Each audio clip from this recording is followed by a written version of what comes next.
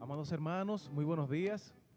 Que el Señor les bendiga, Dios les guarde y dentro de su misericordia estemos bien. Vamos a ponernos de pie para reverenciar la palabra y vamos a leer en Primera de Pedro 5. Primera de Pedro 5, del 6 al 11.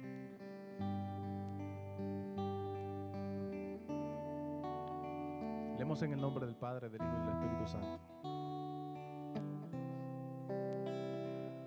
Humillaos pues bajo la poderosa mano de Dios, para que Él os exalte cuando fuere tiempo, echando toda vuestra ansiedad sobre Él, porque Él tiene cuidado de vosotros. Sed sobrios y velad, porque vuestro adversario el diablo, como león rugiente, anda alrededor, buscando a quien devorar, al cual resistid firmemente en la fe, sabiendo que los mismos padecimientos se van cumpliendo en vuestros hermanos en todo el mundo.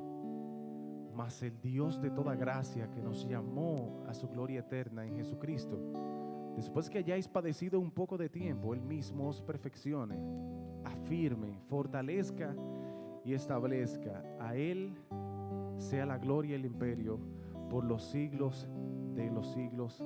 Amén, amén. Que el Señor añada bendición a esta palabra y sabiendo, entendiendo que el Señor Dios obra a través de las luchas de nosotros como cristianos para fortalecer nuestro carácter. Amén. Damos la gloria y la honra al Señor, así que vamos a cantar. Canten conmigo, canta al Señor. Amén.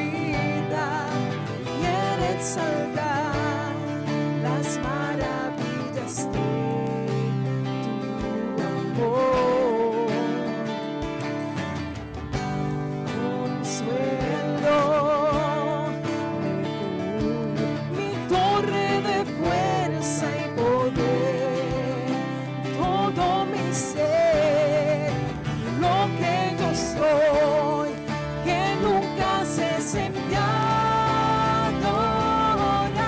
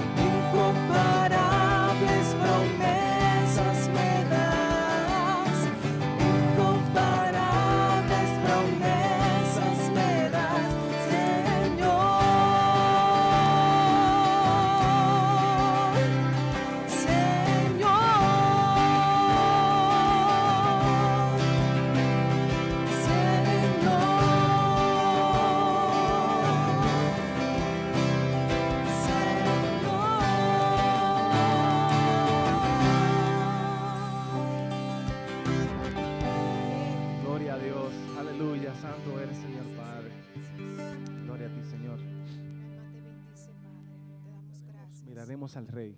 Y por este Amén. Así tiempo dice que nos esta das, adoración. nos presentamos ante ti, Señor. Presentamos este tiempo en tus manos, Padre.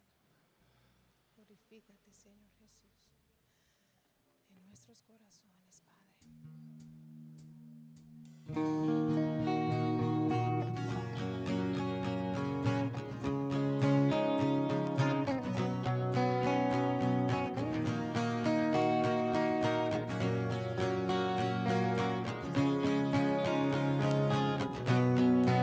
En los tiempos que se oscurecen, azota el viento y me estremece. El enemigo luce más fuerte contra los justos.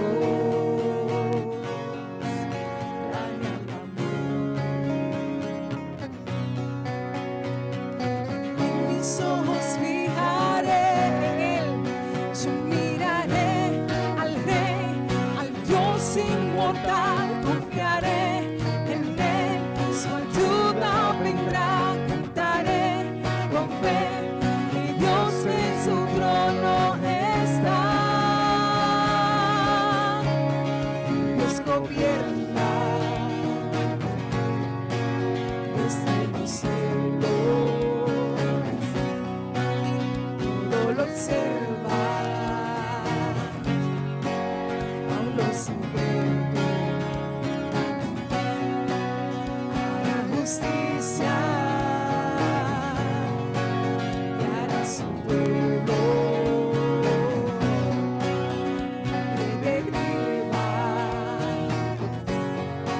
su fundamento. En él mis ojos fijaré, yo miraré al Rey, al Dios inmortal, confiaré en él, su ayuda vendrá, cantaré con fe, mi Dios en su trono está.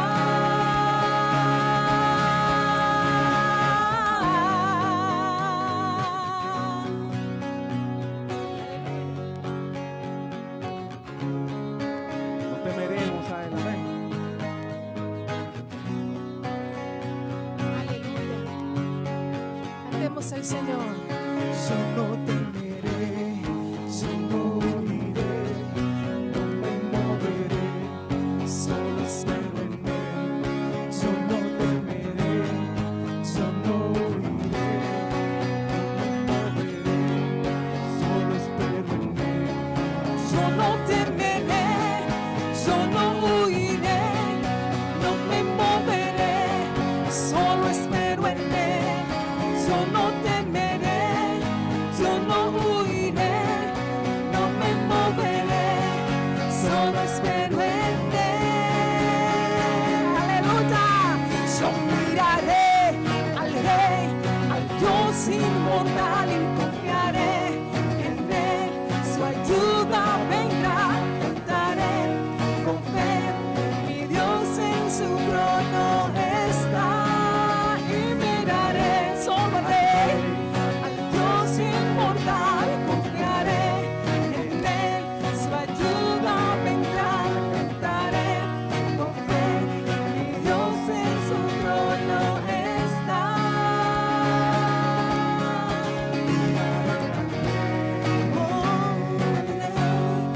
Miraré al Rey, miraré al Rey, miraré al Rey.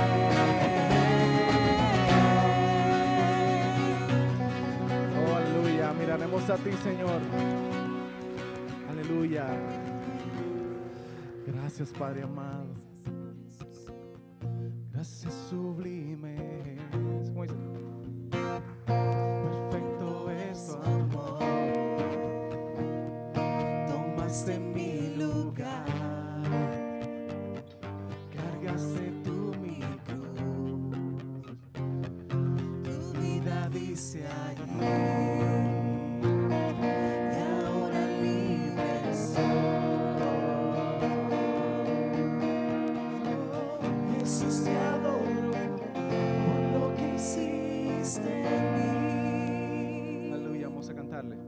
Amén. Gracias, Señor.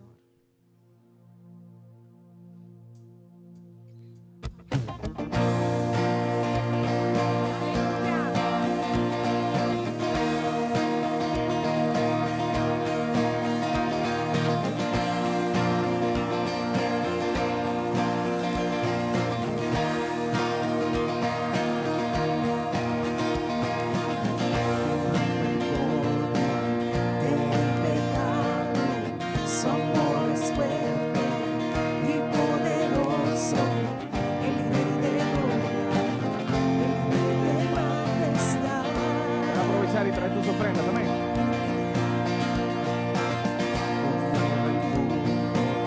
Con su estruendo y nos asombra con maravillas, el Rey de gloria, el Rey de majestad.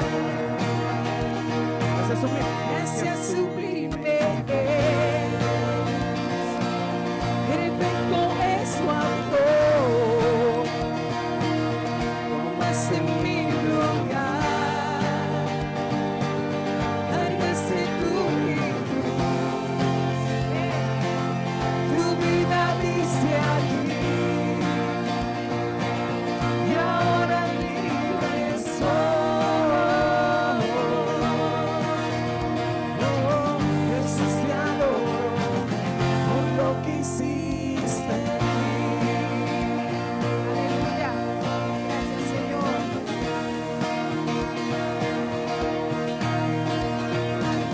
Pusiste en orden todo el caos, nos adoptaste como tus hijos, el Rey de gloria, el Rey de majestad.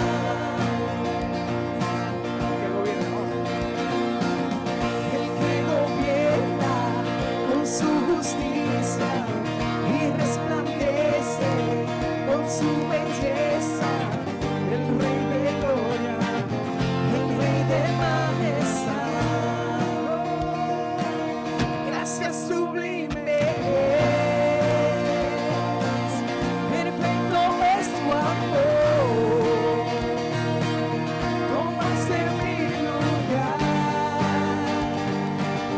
cargaste tu vida dice ahí, y ahora libre soy. Yo resistado por lo que hiciste en mí. oh, digno es el Cordero. Digno es el Cordero de Dios, no es el Rey que la muerte venció. Digno es el Cordero de Dios, digno es el Rey que la muerte venció. Digno es el Cordero de Dios, digno es el Rey que la muerte venció. Es el Cordero de Dios, digno, digno. Gracias sublime es, perfecto es su amor, tomaste mi lugar, cargaste tu vida dice ahí, y ahora libre soy. Jesús, te adoro por lo que hiciste en mí,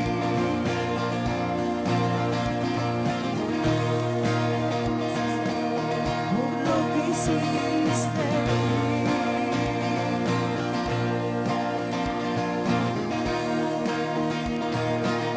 por lo que hiciste en mí. Amén, santo eres, Señor. Te adoramos, Señor Padre, por todo lo que has hecho, Señor, en nosotros. Amén. Si puedes buscar Primera de Pedro 5 nuevamente, puedes buscar.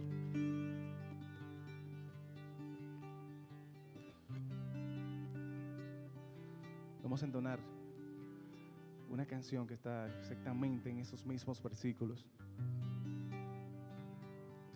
Primera de Pedro 5, 10 y 11. Dice la palabra: mas el Dios de toda gracia. Vamos a entonarla así mismo. Mas el Dios de toda gracia, que nos llamó a su gloria eterna, os perfeccione y afirme, fortalezca y establezca. A Él sea la gloria, a Él sea el imperio por los siglos de los siglos.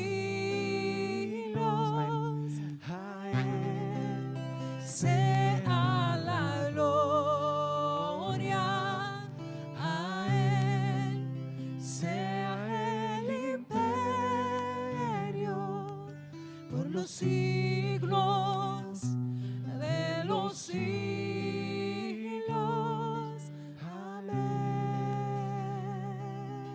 Amén. A ti, Señor Padre, sea la gloria por los siglos de los siglos. Gracias, Padre amado, por este tiempo de alabanza y adoración que has tenido con nosotros, Padre. Limpia nuestro corazón, Señor, y limpia todo nuestro ser, Padre. Perdona nuestros pecados. Que podamos, Señor, captar el mensaje que tienes para nosotros en esta mañana. Que tú quites toda distracción, Señor. Que te podamos, Señor, dar una alabanza. Y que podamos, Padre, poner en práctica tu palabra. En el nombre de Jesús te pedimos estos favores. Amén y amén.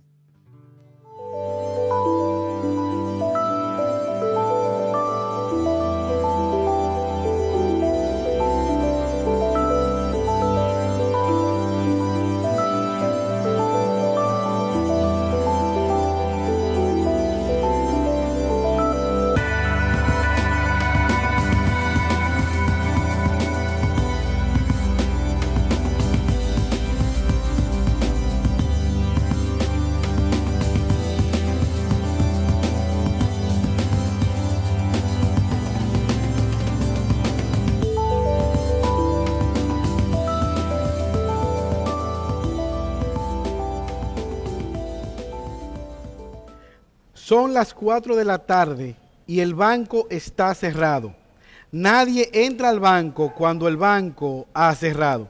Estas fueron las palabras del vigilante bancario ante un hombre elegantemente vestido que quería entrar al banco. La respuesta de aquel hombre fue: dígale al gerente del banco que el presidente del banco está en la puerta. Inmediatamente el vigilante se trasladó a la oficina del gerente y cuando el gerente escuchó aquella noticia saltó de su asiento y se apresuró a la puerta mientras recriminaba a aquel vigilante.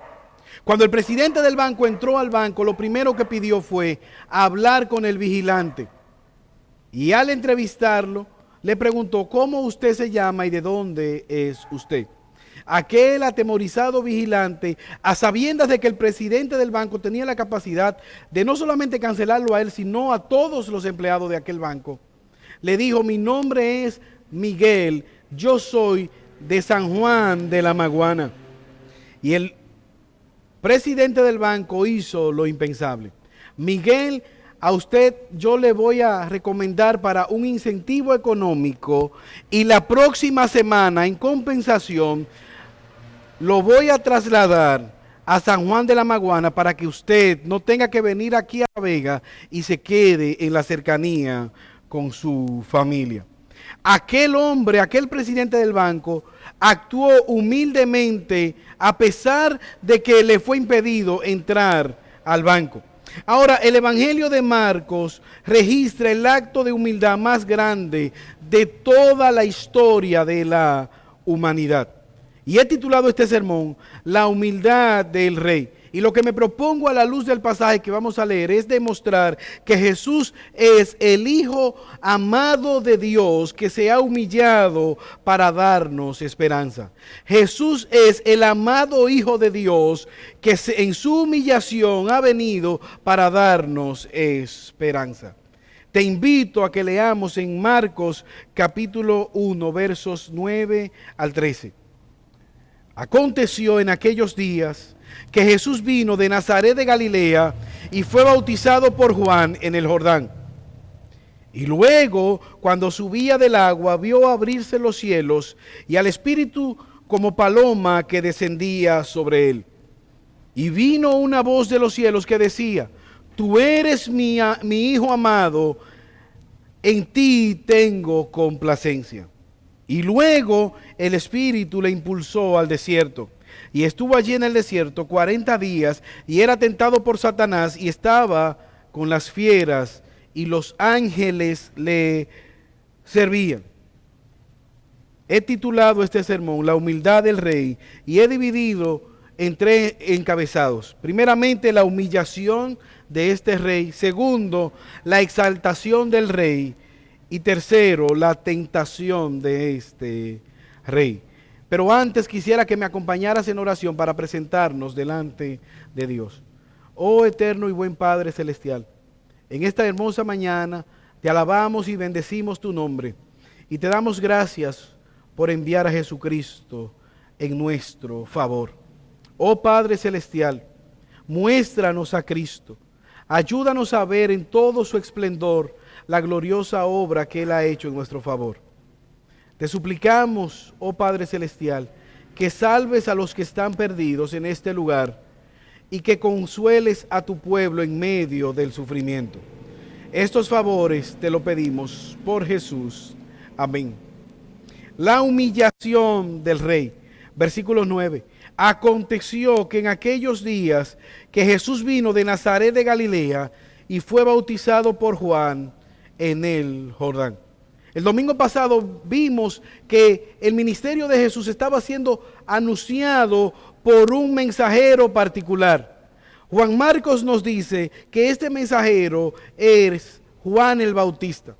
Es particular porque vestía con pieles de animales, con un cinto ceñido y comía langostas y miel, hablando en un desierto, llamando a las personas al arrepentimiento. Juan el Bautista tenía un único mensaje: arrepentíos porque el reino de los cielos se ha acercado. Y vimos que muchas personas, hombres y mujeres, llegaban a ser bautizados por Juan en el desierto como señal de su arrepentimiento. Pero ahora no solamente este rey tuvo un precursor inesperado. Ahora Jesús viene de una ciudad inesperada. Jesús viene de Nazaret de Galilea, una ciudad al norte de Israel, que era conocida por su mezcla con los gentiles. Nazaret de Galilea. ¿Acuerdan cuando fue profetizado el nacimiento de Jesús? ¿De Nazaret saldrá algo bueno? ¿Por qué? Porque los demás judíos menospreciaban a los judíos de esta región de Nazaret de Galilea. ¿Por qué? Porque se habían mezclado con los gentiles. Y Jesús viene de este lugar. Y vemos entonces que se sorprenden, puesto que no viene de Jerusalén, el lugar céntrico donde estaba el templo, donde estaba la centralidad de la adoración a Dios, donde estaba la cuna del judaísmo, religión tradicional. Jerusalén también, contradictoriamente, fue el lugar que más adelante se prestó para crucificar a Jesús, y donde Jesús tuvo la más cruenta oposición. Ahora, probablemente esto está haciendo énfasis en que el ministerio de Jesús está apartando de la tradición religiosa. Jesús está demarcando su relación con el judaísmo. Aquí hay otra cosa que no es el legalismo religioso de los fariseos. Pero Jesús hizo algo inesperado. Parte C del versículo 9. vino para ser bautizado por Juan el Bautista. Había una fila de pecadores esperando turno para ser bautizados como señal de su arrepentimiento. Pero Jesús se pone en la fila para, al igual que ellos, ser bautizados por Juan el Bautista. Ahora, la diferencia es que Jesús no había cometido pecado. Jesús no tenía nada de qué arrepentirse. Y surge la pregunta, ¿por qué entonces Jesús debía ser bautizado? De hecho, en el texto paralelo que vemos en Mateo capítulo 3, versos 14 y 15, Juan se negaba a bautizar a Jesús. Juan se oponía diciendo, yo necesito ser bautizado por ti y tú vienes a mí. Jesús le respondió, deja ahora, porque conviene que cumplamos con toda justicia. Entonces Juan procedió a bautizar a Jesús. Jesús no tiene pecados que confesar. Juan se opone a bautizarlo, no por su desobediencia, sino porque él conoce que Jesús es perfectamente santo. Jesús está asociado con pecadores y se pone en la fila de los culpables, pero él es inocente. La razón es porque Él nos está representando, Él nos está sustituyendo en la fila de los pecadores para darnos la oportunidad de ser tratados como justos. Él es un Rey glorioso que se ha despojado de su gloria para venir a hacer una fila con los pecadores y ser bautizado como uno de ellos, pero sin serlo. Ahora, la Biblia registra la historia de otro príncipe que abandonó su comodidad en el palacio real para sufrir por su pueblo. Hebreos capítulo 11, versículos 24 y 25, dice de la siguiente manera, por la fe Moisés, hecho ya grande, es decir, tenía madurez mental, rehusó llamarse hijo de la hija de Faraón, escogiendo antes ser maltratado con el pueblo de Dios que gozar de los deleites temporales del pecado. Y aquí vemos una analogía entre Moisés y Cristo. Primeramente, Moisés es un príncipe que abandona la comodidad de un palacio. Jesucristo es el Rey eterno que se despoja de toda su gloria para venir a humillarse, naciendo en un pesebre y ahora siendo bautizado como un pecador sin serlo. Pero Moisés propugnaba la libertad del pueblo de Israel del yugo egipcio. Vemos en Jesús un libertador del más grande de todos los yugos, el yugo del pecado. Vemos a Moisés tratando de entrar el pueblo a la tierra prometida, Canaán. Pero en Jesús está entrando a su pueblo, la iglesia, a la Canaán espiritual. Voluntariamente Moisés escogió tener la misma suerte del pueblo de Israel. Voluntariamente Cristo tuvo la misma suerte con el mismo desenlace catastrófico como paga del pecado sin merecerlo. Moisés se identifica como un esclavo junto con los demás esclavos. Jesús se relaciona con los pecadores para mostrarle el camino de la libertad.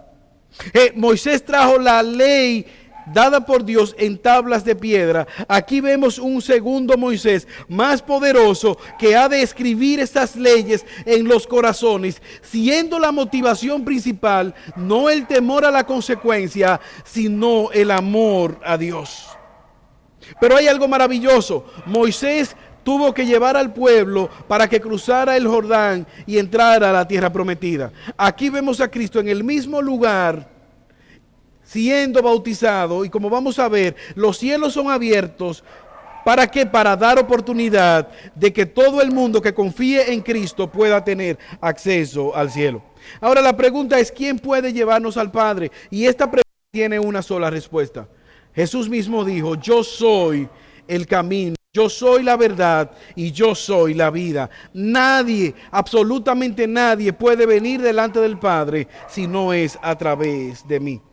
No hay pecados que la sangre de Cristo no pueda limpiar. Ahora, esto debe de producir en nosotros esperanza. Si tú estás en este lugar o si me estás viendo por la televisión, por el internet, el llamado es a confiar en Cristo y venir delante de Él en fe y arrepentimiento, confesando tus pecados y apartándote de ellos, mientras clamas a Dios por misericordia. Pero hay alguien que pudiese decir, yo no tengo pecado. Yo no tengo nada de qué arrepentirme. Yo no mato, yo no robo, ni le hago mal a nadie. ¿Qué dice Dios? ¿Qué dice la Biblia? Primera de Juan, capítulo 1, versos 8 y 10. Si decimos que no tenemos pecados, nos engañamos a nosotros mismos y la verdad no está en nosotros. Ahora, verso 9 dice, si confesamos nuestros pecados, Él es fiel y justo para perdonar nuestros pecados y limpiarnos de toda maldad. Verso 10, si decimos que no hemos pecado, le hacemos a Él mentiroso y su palabra no está en nosotros. La pregunta es, ¿tienes tú temor a la muerte? ¿Tienes tú pecados con los cuales estás luchando? El llamado es, confía en la obra de Cristo en nuestro favor para que puedas obtener limpieza y perdón de tus pecados. Ahora, como hemos dicho varias veces, Marcos es el evangelio de la acción. Inmediatamente él dice, luego, versículo 10, cuando subía del agua, luego de ser bautizado por Juan el Bautista, vio abrirse los cielos y el Espíritu descendió como paloma sobre Jesús. Jesús está siendo ungido por el Espíritu Santo. Fue lleno totalmente del Espíritu Santo, quien descendió en forma de paloma. Y hay que puntualizar varias cosas. Lo primero es que el Espíritu Santo no es una paloma, es una forma de paloma.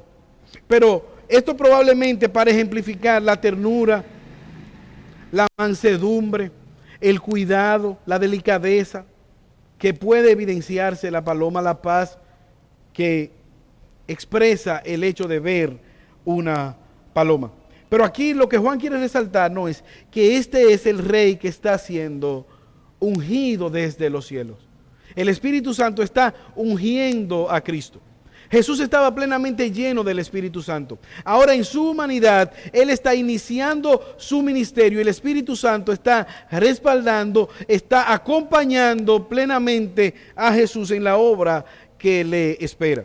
Y eso hace sonido con el Antiguo Testamento, ya que cuando un rey o sacerdote iba a iniciar su ministerio, este era ungido con aceite, con un cuerno de animal o con un ofre de cuero de animal, era lleno de aceite y vertido sobre él. El mismo apóstol Pedro nos narra este acontecimiento en Hechos capítulo 10, versos 37 y 38. Vosotros sabéis lo que se divulgó por toda Judea, comenzando desde Galilea, después del bautismo que predicó Juan, cómo Dios ungió con el Espíritu Santo y con poder a Jesús de Nazaret, y cómo éste anduvo haciendo bienes y sanando a los oprimidos por el diablo, porque Dios estaba con él. En el inicio del ministerio público de Jesús, el Espíritu Santo está testificando que este es el Rey prometido.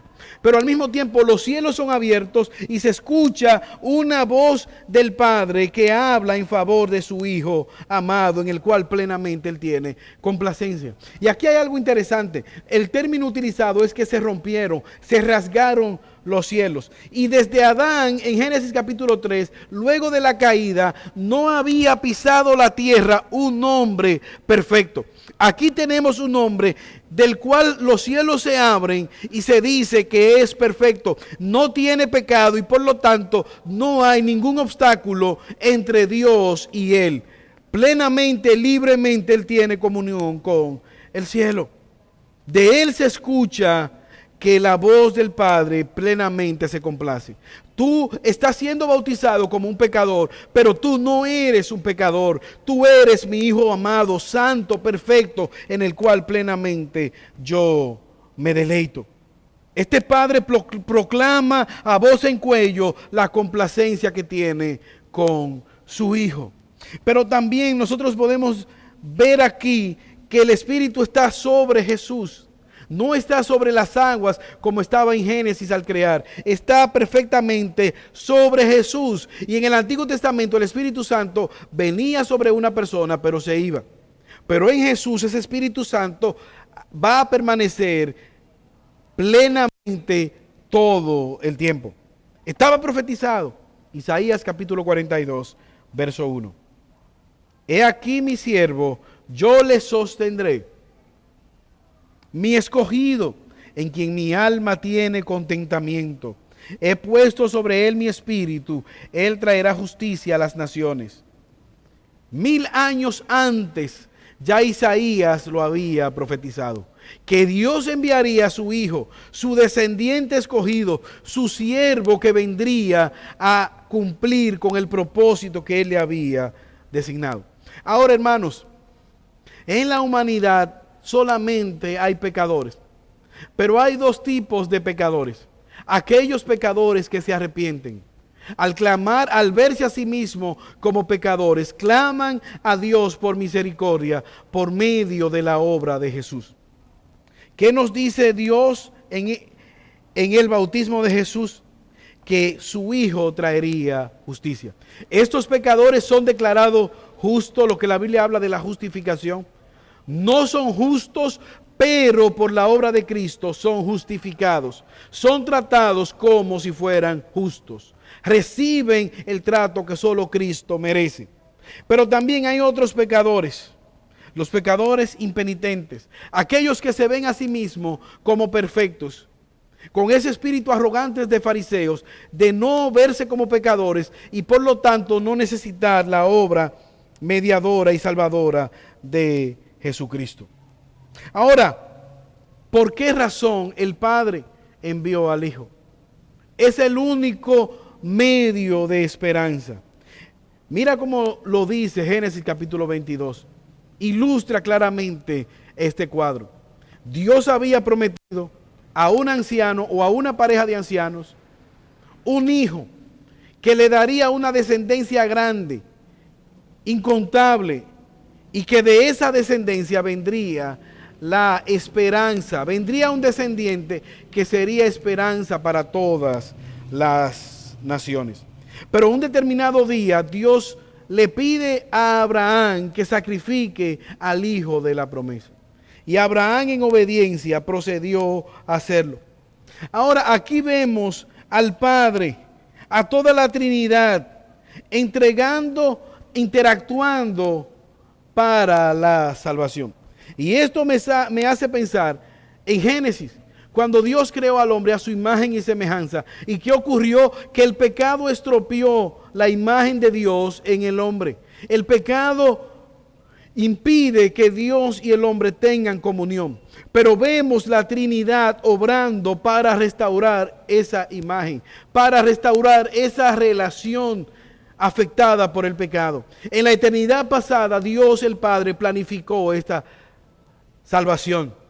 Pero ahora vemos al Hijo llevando a cabo esta obra gloriosa de salvación y siendo motivado, siendo fortalecido, dirigido por el Espíritu Santo. Ahora detente un momento y piensa conmigo.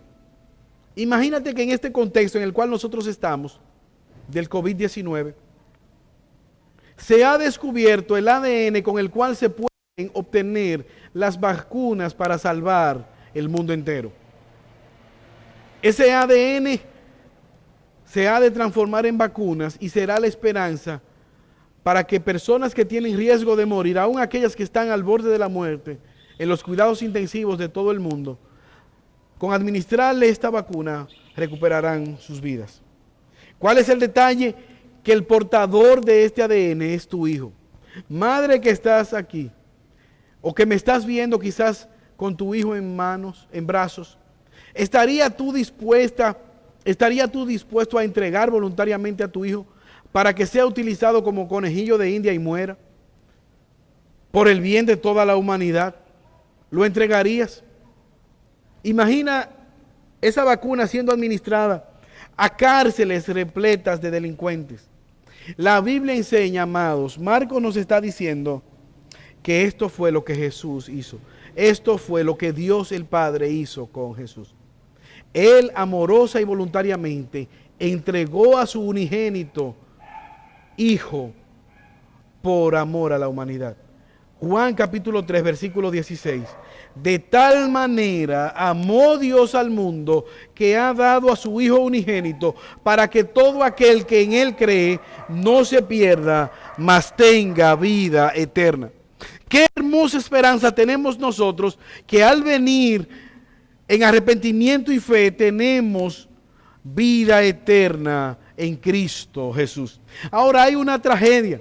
Y es que las personas no vengan, a pesar de escuchar el mensaje, las personas no vengan a Cristo en fe y arrepentimiento y se queden amando más sus pecados. Pero hay una tragedia peor o mayor, y es que esas personas vayan a la condenación eterna sentados en las sillas, en los asientos de una iglesia donde se predica la sana doctrina y se llame al arrepentimiento. Por eso el llamado es a reflexionar en esta mañana. ¿Cómo tú estás viviendo a la luz de estas verdades? ¿Estás tú cohabitando naturalmente con el pecado? Como varias veces hemos dicho, por el pecado Cristo fue al madero para salvarnos. Ahora no solamente vemos el rey que se humilla, sino ahora vemos el rey siendo tentado. Y Marcos en el capítulo 12 dice, y luego inmediatamente el Espíritu le impulsó, le arrastró al desierto. Verso 13, y estuvo en el desierto 40 días y era tentado por Satanás.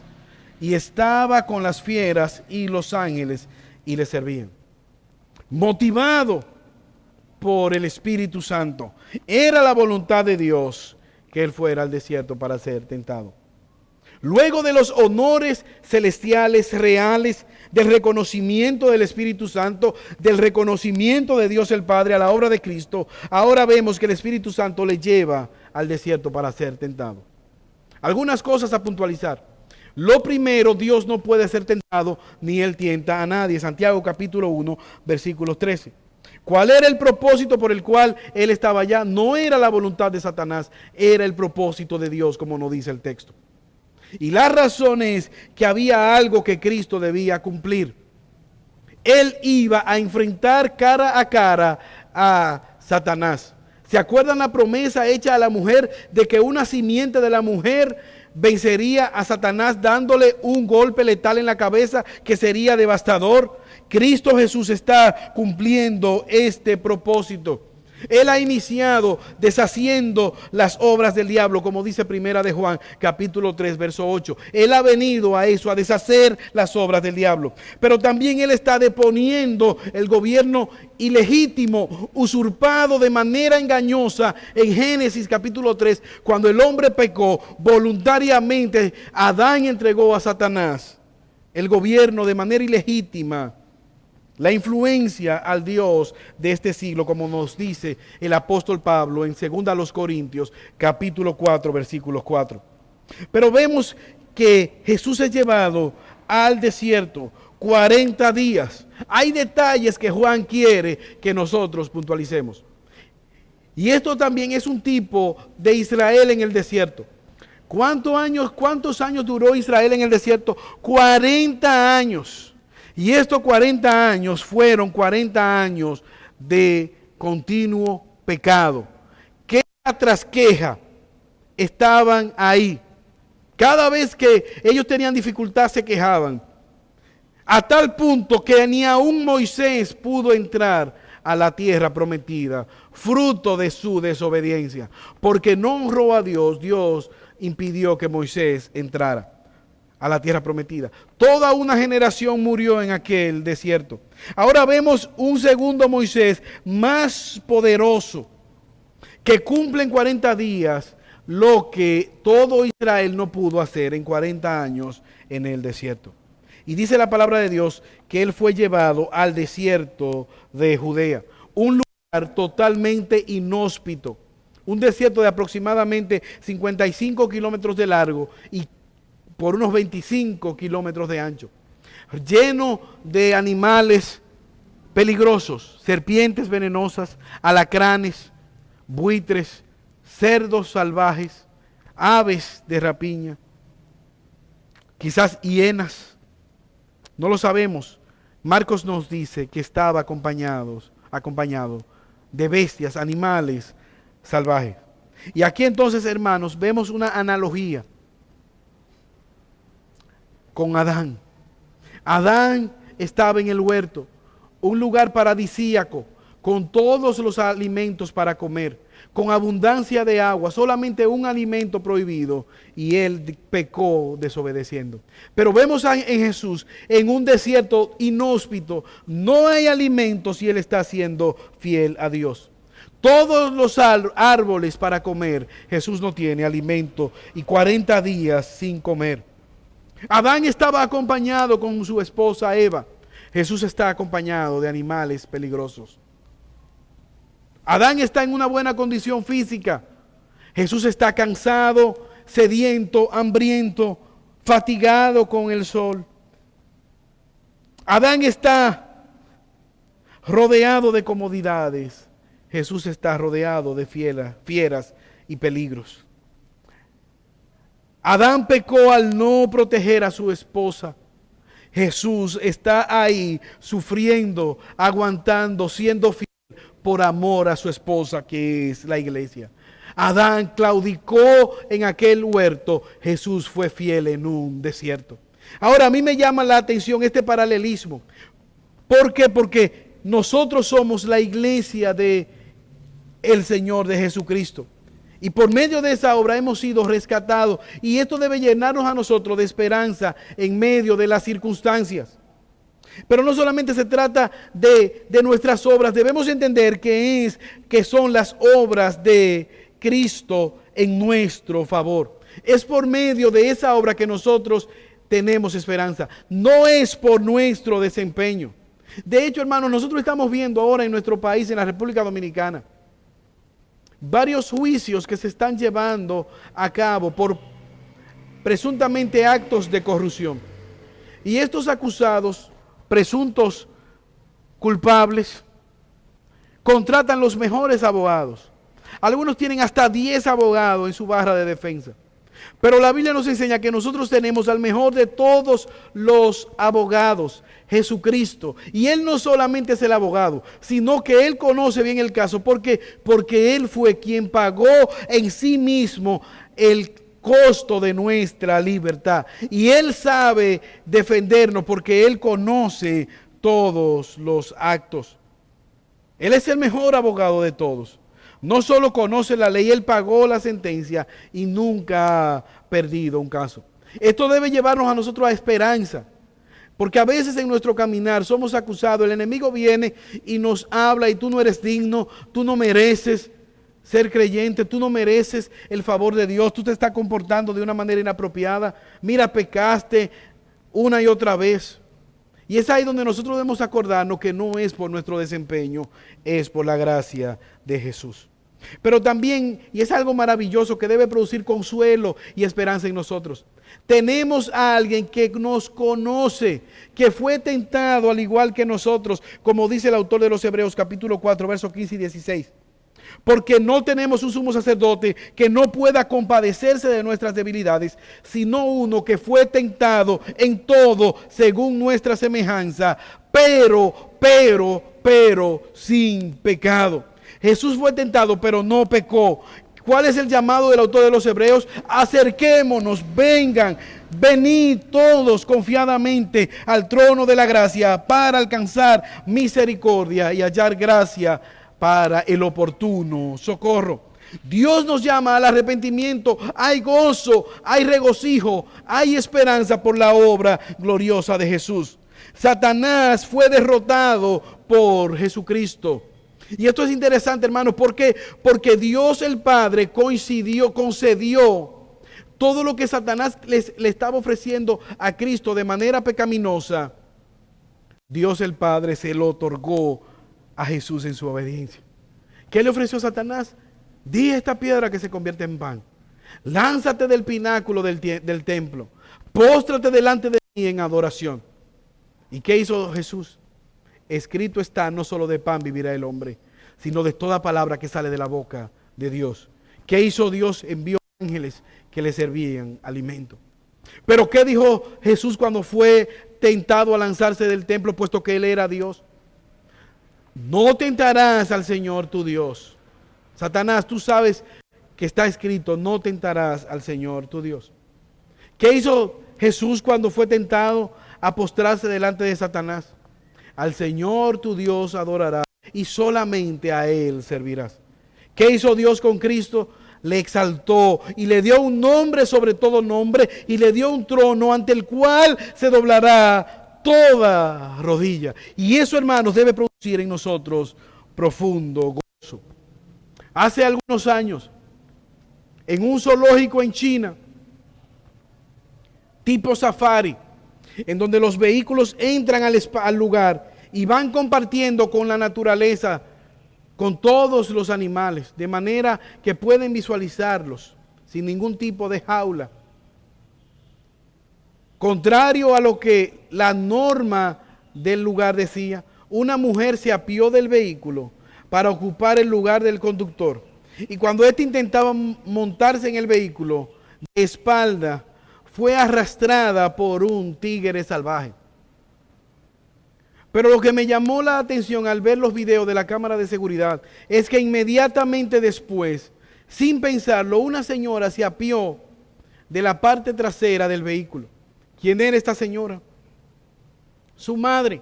Y ella se lanzó sobre aquel tigre, sobre aquel felino, y logró lo impensable. Salvó la vida de su hija. Y todos los medios de comunicación resaltaron que aquella señora mayor libró a su hija de las garras, de los colmillos de un tigre violento. Pero tristemente, el pago que ella tuvo que dar fue su propia vida. Ella estuvo dispuesta en ofrendar su vida para salvar a su hijo, manteniendo la distancia, porque Jesús es Dios y por lo tanto Él puede salvar a todos aquellos que vengan en fe y arrepentimiento a Él. Aquella mujer ofrendó su vida para dar esperanza de vida a su hija. Que Dios nos ayude, hermanos, a valorar en su justa dimensión este glorioso intercambio que Cristo hizo al sustituirnos en lo que representaba nuestro bautismo, puesto que nosotros somos los pecadores que debíamos bautizarnos en este lugar para confesión de pecado. Cristo nos sustituyó al morir la muerte que tú y yo merecemos, para que tú y yo podamos tener paz para con Dios. Oremos. Señor, te damos gracias en este día por la obra de Cristo. Gracias, oh Cristo, por tu amor y por tu misericordia.